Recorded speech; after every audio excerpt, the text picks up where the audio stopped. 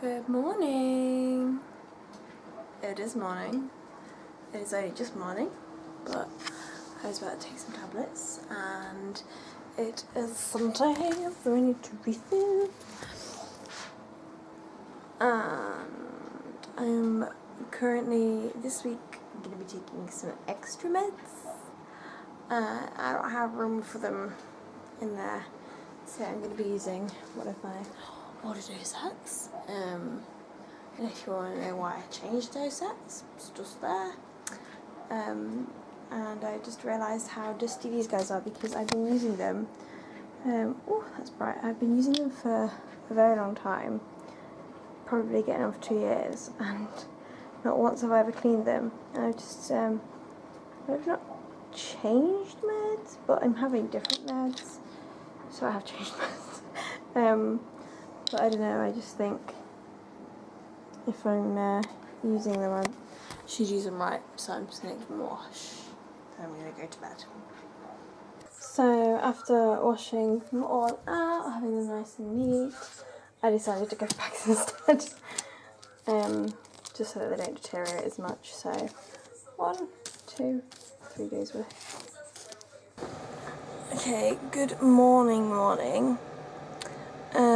I have just had a message from my very good friend Bobby, who is going to BSA with me in September, and I just wanted to sort of vlog how life is when you have a disability.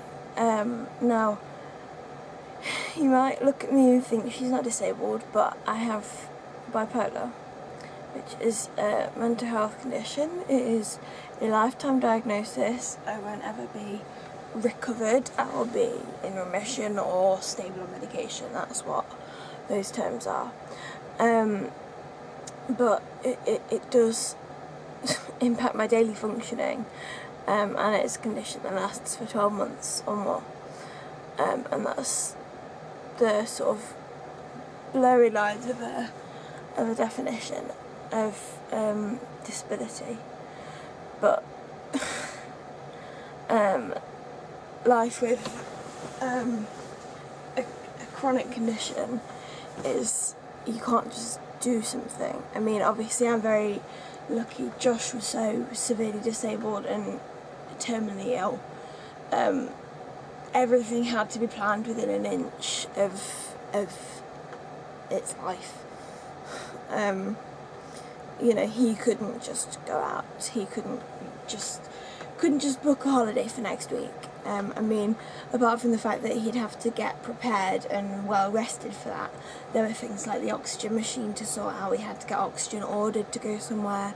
We would have to make sure that we knew where we were driving to, so Dad could make sure that it was an appropriate length of time. More equipment like the head of the bed. We'd have to make sure that we had various things on standby. There was a lot of planning that went into it, and there are so many things that we would have to be prepared about. I mean, he did have spontaneity, and he was a very determined person. I mean, for example, one time, Joshua carers, in his adulthood, he had a team of 4 carers, and they were amazing. Couldn't have asked for better extended family, because they really were. They were here all the time, and we couldn't have done it without them. So if you're watching, thank you.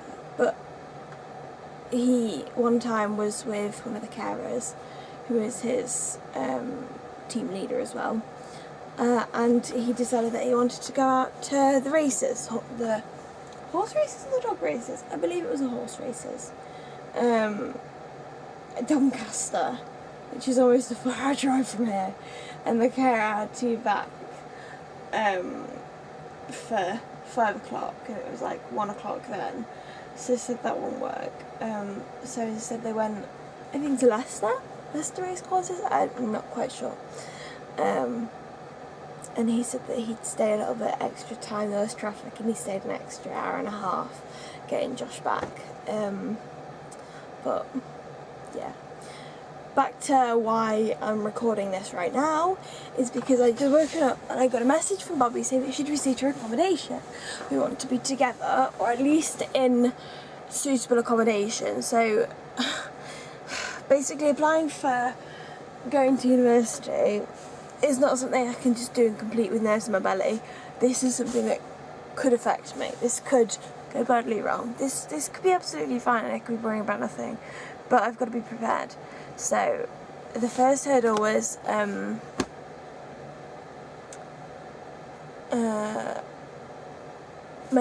health care. Where would that be? And now that we've established where it would be and I'm happy with that, I thought, okay, so I can finish my student finance application and send that off. The second step was DSA, and we're still waiting on that. They know that I'm eligible for DSA. I've sent the application off, I've sent my evidence for my CPN and my team off, I've sent my own thing off that I need to do, and I sent my declaration off. That was 5 weeks ago. They've not got back to me yet. So that is worrying me a little bit, but my CPN said that it's okay. She saw me on Wednesday and she's coming again today, and she said we'll just chase it up if we've still not heard anything. Just phone. So I think we're going to do that today, or she might have already done it, I don't know. And if it's not gone through, we just send it again. So we've done all that, got all of that out of the way, and now it's the accommodation. The fact that Bobby's going to BSA has made me so much more comfortable. I know that I'm going to have a friend there. I'm not going to be relying on her. She's not going to be in any capacity a carer. She's just my friend. She's a very good friend. If we're in the same flat together, that would be amazing, because she could just come and knock on the door in the morning and say, "Yo, get your lazy ass out of bed," or tip water me or whatever. So she's just messaged me this morning, said I got my accommodation. So I said, I've just checked my email and I have as well. So the fact that I've applied and Bobby's there is fine, but I don't know when my accommodation is yet, and that's the next hurdle, is whether it'll be close enough for me to be able to walk, because I won't be able to manage public transport with my anxiety, with my sleeping problems, and the fatigue, bipolar fatigue that I talked about a while back. It's just, I need a certain amount of time in bed. I've currently got a really bad sleep pattern, as I talked to you about again very recently, but this is something that it'll affect my studying if I'm not able to get there, obviously. Like, not being able to get to work would affect your attendance at work. So I'm just going to have a little look where I am. I'm scared. We said that she got her second choice.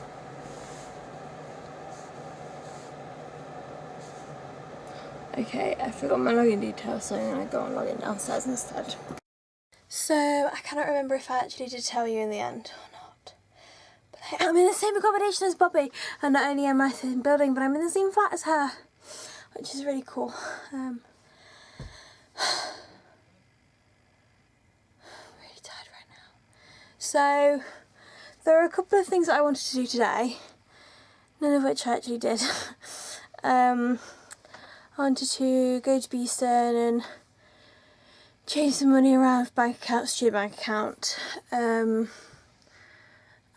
buy a few things, and also I wanted to rearrange what's in my wardrobe, because I bought some new hangers, which are much nicer hangers.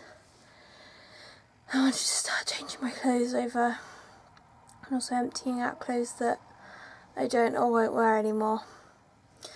But I didn't do that either. I made myself a smoothie, my CPN came, I confirmed that I want that accommodation for uni, but it's just too hot. It was too hot for me to go out.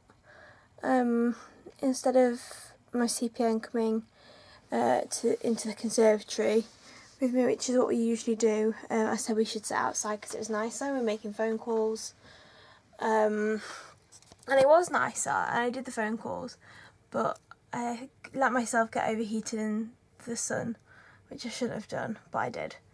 So I just stood up to go and look at the calendar just before she left to see that I didn't have an appointment when we were making our next appointment, which is 2 weeks' time. And I got to the house and I was like, oh no. So I checked on the calendar, I was free, came back out and just like sat in the shade. I was like, I'm sorry, I can't come back over. It's too hot. Then she left, I sorted out some ice. Because I make ice in like the self-sealing ice bags, and then I pop the ice cubes out into just like one freezer bag so that they're all there. I can just grab a handful of sugar from my drink, or if I've got a headache, I just put them in the cold compress. So I did that, it is a big job. Not my dad redid the drive the other week. Not that kind of big job, but it, like, my hands, I've got Raynaud's, my hands aren't great in the cold, so to sit and pop 120 ice cubes out, that's a big job for my little poor circulation hands. And so one appointment down, and I've made another 2. And now I'm just gonna have a rest for a while. I've done enough for now. There's a couple of things my CP asked me to do until she sees me again, but I don't need to do them right now, so I'm gonna have a nap. Hi, good evening. What else did I do? Well, obviously I had to lie down, then I came downstairs, edited the vlog, uploaded the vlog, had some dinner, and now I am just chilling. I've got some fruit. That's not Guinness, that's Pepsi Max with ice, lots of ice. It's mainly ice. I'm just gonna watch some YouTube videos, just like this one. Boop, boop. Gonna catch up on the channels that I watch every day and eat my fruit. So this is a little part of my bedtime routine. Look, I've got my Toy Story nightie on. Hello. This is a weird little part of my bedtime routine. It isn't an order for a reason. So just nose cleaner to get hay fever remnants out. Then inhaler, and then I got to rinse after my inhaler because it's steroid, you don't want to leave it in your mouth. Then brush my teeth because toothpaste has more fluoride in than mouthwash, so that comes after that. Then I wash my face because I've had toothpaste and all sorts on it, and then I put Vaseline on because I get dry lips. But I'm going to do that and then go to bed. Tomorrow I am seeing my asthma nurse. Because it's been getting worse the last few months steadily, and also I think I'm due for a clinic anyway, so doing that. I think that's all I need to tell ya. So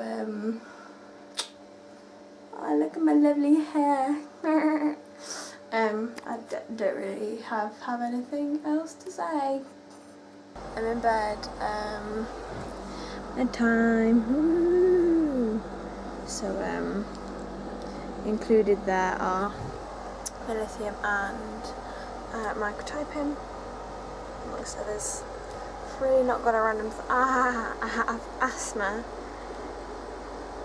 Your lungs react to breathing something in, so you breathe in something else to stop the reaction. Just like eating and being really full, so you eat something else to make you less full. It's just what happens. And if you subscribe and turn on notifications, you will see that happens. Because I've got asthma, and I'm seeing my asthma nurse tomorrow. Which again, if you subscribe and you tune in tomorrow, you will see, because I post videos every day. And